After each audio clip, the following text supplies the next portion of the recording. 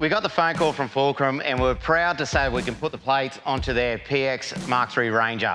Now, this is a brand new car, but we're gonna upgrade the bash plates to give it the maximum protection as we can. But this fit-up video runs for each Mark, which is Mark 1, Mark 2.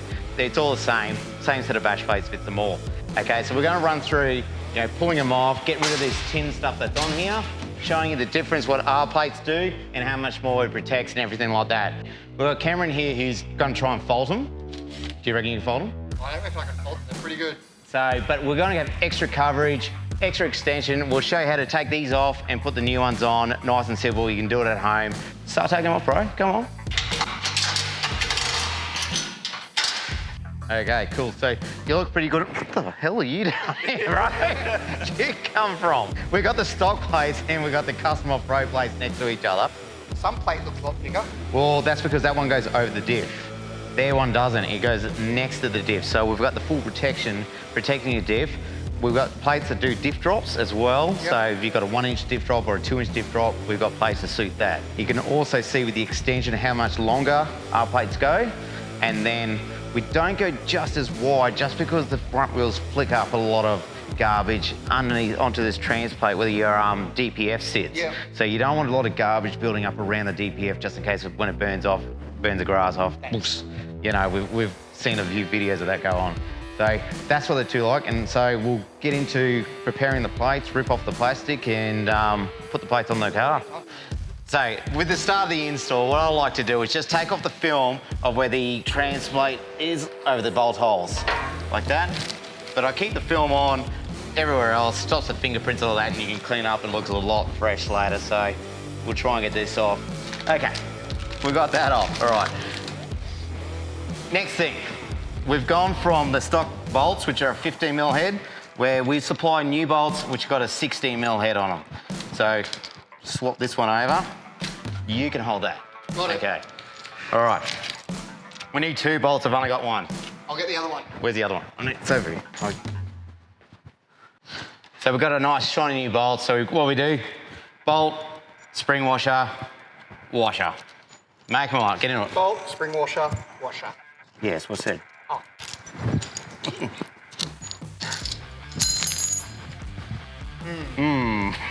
That didn't quite work. Now we've got our bolts, and now we've got our patent design nut plate. Right? Well, it's not patent design, it's just a nut welded plate.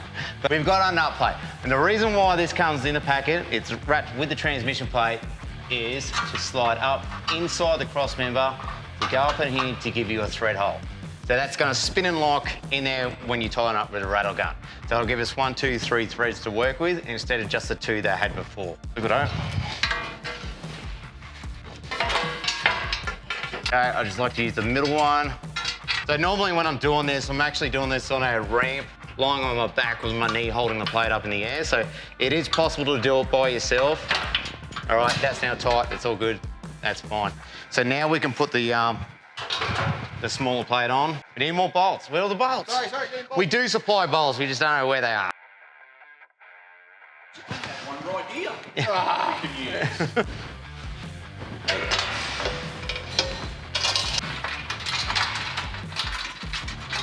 Tighten them up.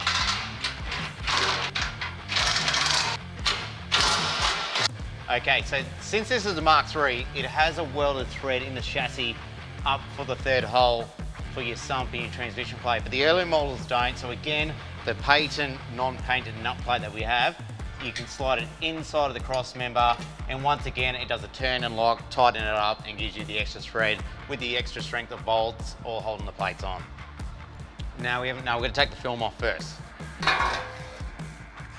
So when I'm doing this by myself, what I like to do is get 1 bolt ready there. We'll get this corner in, and what you do is get on the angle, and as you twist, you hold this plate up, and just a couple of turns, you can pull that out and put it in. Slide it round. All Yep. right. Just put it on the angle like this. Yep. Slide onto the bolt. Bring it around. Around and hold that plate.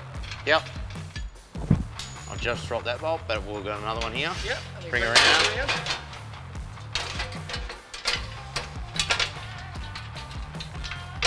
And we're gonna find that hole. So now the sump plate's secure.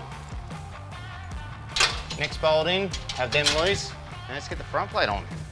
All right, so final step, let's slot her in. push it up. Now, because this bull bar does not have threaded holes, oh, hang on, there we go. We have to put a nut up inside here, so you got to hold it, Cameron. Don't get tired. Woo. And you watch, I'm going to drop this nut about 1,000 times.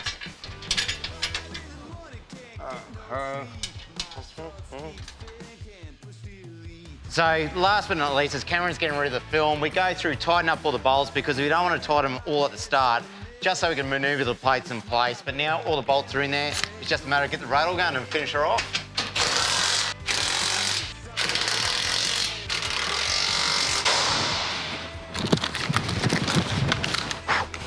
Tip of the day, we use the 12 volt.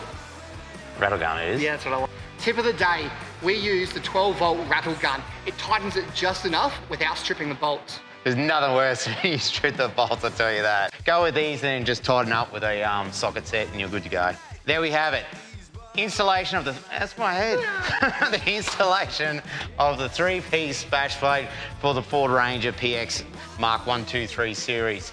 Now, as you can see, wide on the diff, extended all the way through, back underneath your transfer case.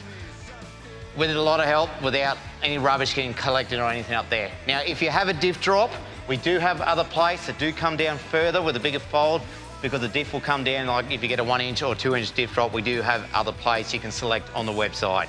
So, but we only do those in the 4mm, the diff drop plates, because I thought, well, if you don't do a diff drop, you're going pretty wild with the car. So those ones, they're pretty hardcore heavy, but you're looking at around 30 kilos all up for this 3-piece kit, which is great for general four-wheel driving. That's what you want when you go out. You've got that peace of mind to know that if anything happens, then your radiator, your vital components, everything is protected.